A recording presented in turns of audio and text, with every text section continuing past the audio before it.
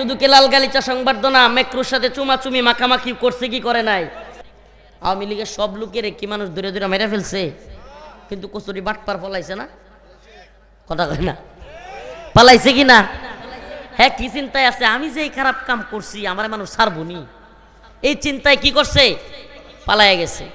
কিন্তু বাস্তবে কি এরা যেগুলো বলতো যে সব মানুষের মাইরা ফেলবে, আওয়ামী লীগ ক্ষমতাতে গেলে 1 লক্ষ লাশ পড়বে, কিছু হয়েছে? সত্যি কথা কইন, ওরকম কিছু হয়েছে? আলহামদুলিল্লাহ, আলহামদুলিল্লাহ। এটা আওয়ামী লীগের শুকরিয়া আদায় করা উচিত যে দেশের জনগণ এদেরকে পিডায় মারে নাই। কিন্তু এগুলোর ভিতরে এখনো পর্যন্ত কোনো অনুশোচনা নাই, অনুশোচনা নাই। এত এত খারাপ কাজেরও কোনো কি নাই, অনুশোচনা নাই। আল্লাহ এদেরকে হেদায়েত দান করুক, বলেন আমিন। হেদায়েত না থাকলে পুরা কওমটাকে ধ্বংস করে দিক। তো বলতেছিলাম সাধারণ ক্ষমা ঘোষণা করার পরেও পালাইছে। কি ফ্রান্সের মেক্রুকে হাসিনা লাল গালিচা সংবর্ধনা দেয় নাই? দিছে কি দেয় নাই? শুধু কি লাল গালিচা সংবর্ধনা মেক্রুর সাথে চুমাচুমি মাখামাখি করছে কি করে নাই? কত নির্লজ্জ তুমি!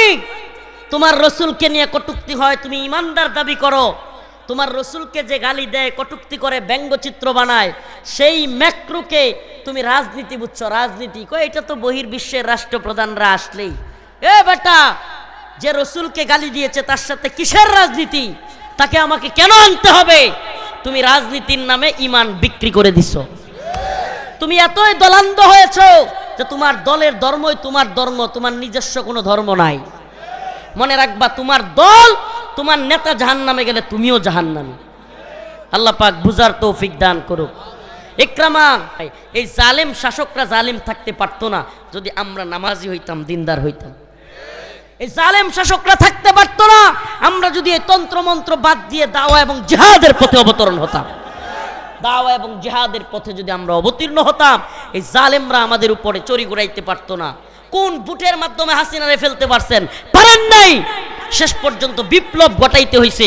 এজন্য আল্লাহ বলেছেন, আইদু লাহুম মাসতাতাতুম মিন কুওয়া, তোমরা শক্তি অর্জন করো, শক্তি অর্জন করো, কুওয়াত অর্জন করো। আমির রিবাতিল খাইল তুরহিবুনা বিহি আদুওয়াল্লাহি ওয়া আদুওয়াকুম, আর তোমরা এমন শক্তি অর্জন করো যেন তোমাদের শত্রুরা এবং আল্লাহর শত্রুরা তোমাদেরকে দেখে ভয় পায়।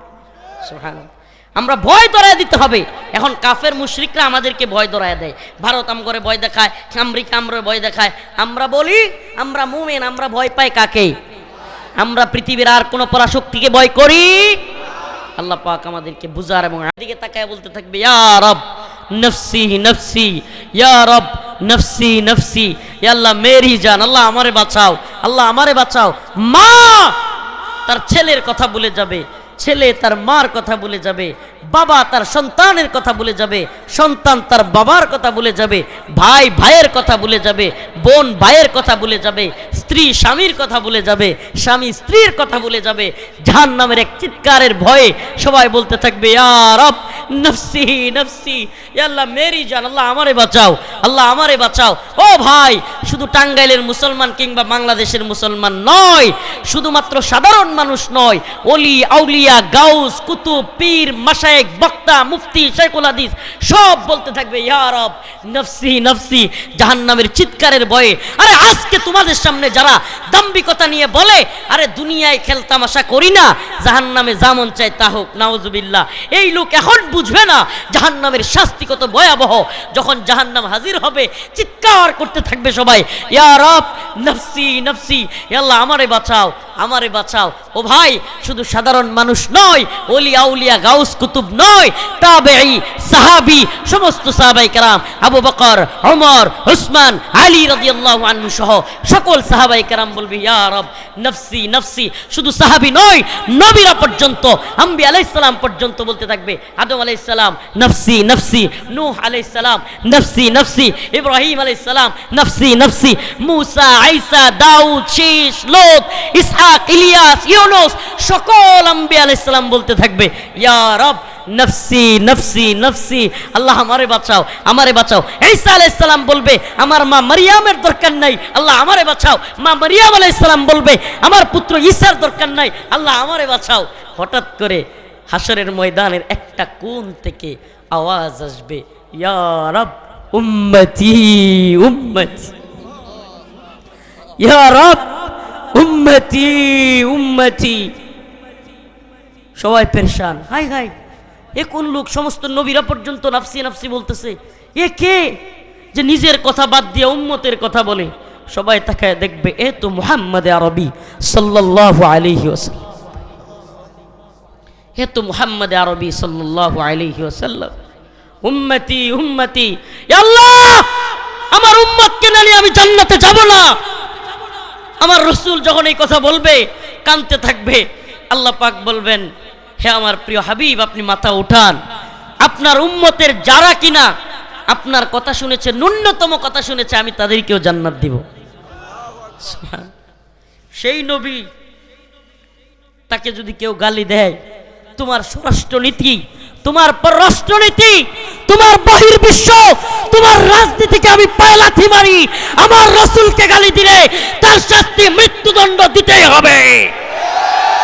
মান সাব্বা নাবিয়ান ফাকতুলু, রাসূলকে গালি দিবে আর তার কল্লা মাথায় থাকবে, দুটো একসাথে হতে পারে না।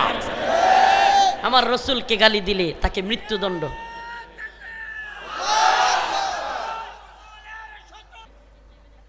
টাকা পাবে, সে ব্যক্তির টাকা তোমার সময় মতো দিয়ে দেওয়া। সুবহানাল্লাহি ওয়া বিহামদিহি। ইতিহাস তো একদিক থেকে অন্যদিকে চলে যাবে। রাসূলুল্লাহ সাল্লাল্লাহু আলাইহি সাল্লামের কাছে এক ইহুদি টাকা পাইতো বা কিছু জিনিসপত্র পাইতো।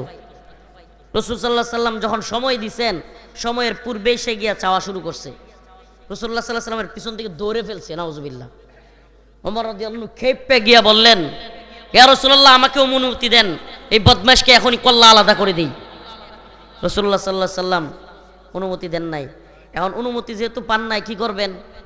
এখন ওইটা যেটা আছে, ইহুদির বাচ্চা রাসূলরে ধরছে, টাকা চায়, এটার সামনে গিয়ে এমন করেন। বাপটা বুঝতেছেন তো? মানে রাসূল না করছে, কল্লা ফেলা যাবে না, কিন্তু ওই যে রাসূলরে ও একটু অপমান করছে, কষ্ট সহ্য করতে পারতেছে না, কি করবে? রাসূলের চারপাশে গিয়ে এমন করে, মানে রাসূলের ওইটার আশপাশে গিয়া। এখন ওইটা ভয়ে কইতেছে, করে থামান, করে থামান। এরপরে ওই ব্যক্তি রাসূলের আদর্শ দেখে মুসলমান হয়ে যান। সুবহানাল্লাহ। তো আমরা কর্জে হাসানা দিব তো? তো যে ঘটনা বলতেছিলাম, কাব বিন আশরাফ মোটা তাজা লোক ছিল, সে কর্জে হাসানা দেওয়ার জন্য বন্ধক চাইলো। বন্ধক বলে, তোমার বউরে আমার কাছে রাখো। নাউজুবিল্লাহ। মুহাম্মদ বিন মাসলামা কয়, তুই যেই সাইজ, তোর কাছে আমার বউরে রাখা যাবে না। কয়, তাইলে কি দিবা? একটা কিছু দিয়া তো কর্জে হাসানা নেওয়া লাগবে। এটা তাদের প্রথা ছিল, এখনো আছে এই প্রথা অনেকের মাঝে। তো উনি বললেন, আমি আমার অস্ত্রগুলো জমা দিয়ে গেলাম তোমার কাছে। কি? অস্ত্রগুলো জমা দিয়ে গেলাম, অস্ত্র, ডাল, তলোয়ার সব এগুলো দিয়ে গেলাম। মুহাম্মদ বিন মাসলামা তাকে ডাল তলোয়ার জমা দিয়ে